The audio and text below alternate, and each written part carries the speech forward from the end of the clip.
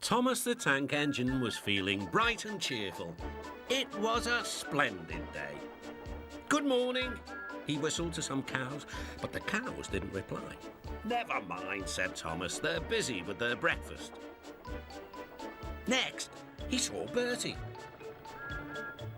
"Hello, Bertie.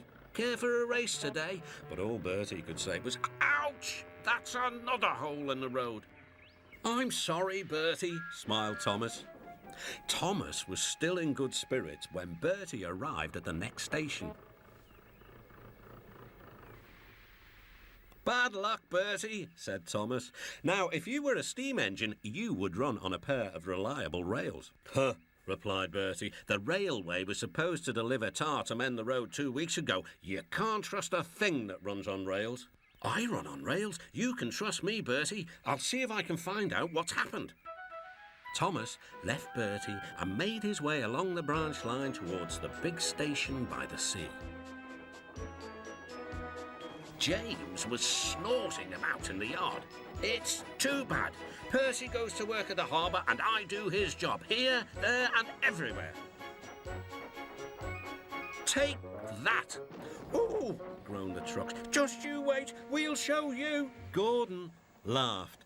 "I'll tell you what, James, if you pretended to be ill everywhere, you couldn't shunt trucks here or go to the quarry there, could you?" "What a good idea," agreed James. "Look, here comes Thomas. I'll start pretending now." Thomas was sorry to see the engines looking miserable. "Cheer up, it's a beautiful day." "Yes," grumbled Gordon, "but not for James." "What's the matter?" "He's sick," replied Gordon. "Yes, he is. I am," stuttered James. I don't feel well at all." "Don't worry," said Thomas kindly. "I'll help out if you're ill." Gordon and James sniggered quietly to each other. Some of James's trucks were coupled behind Thomas, and he steamed away to the quarry. The trucks were still cross. "We couldn't pay James back for bumping us, so we'll play tricks on Thomas instead. One engine is as good as another." But Thomas didn't hear them. He collected all the stone from the quarry and then set off back to the junction.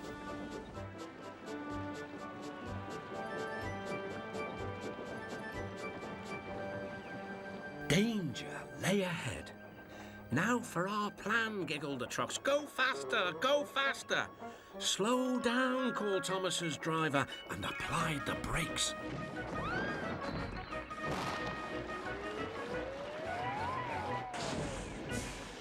Poor Thomas stood dazed and surprised in a muddy pond as a toad eyed him suspiciously. "Bust my buffers," muttered Thomas. The day started so well, too. Duck pulled away the trucks, and Edward helped Thomas back to the junction. Suddenly, Thomas remembered about the missing tar. He told Edward all about it. "That's strange," said Edward. "A truck full of tar has been left at my station. That must be it. Driver will make sure it gets to Bertie now." Later, James spoke to Thomas. "I'm sorry about your accident," he muttered. "And so is Gordon. We didn't mean to get you into trouble."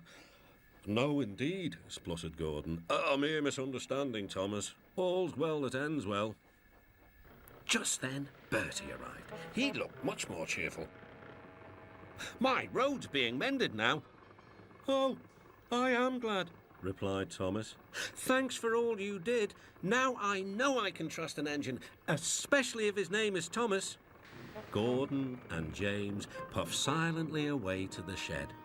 But Thomas still had company. "Well, well," he sighed. "What a day for surprises." The toad, who was looking forward to a ride home, noisily agreed.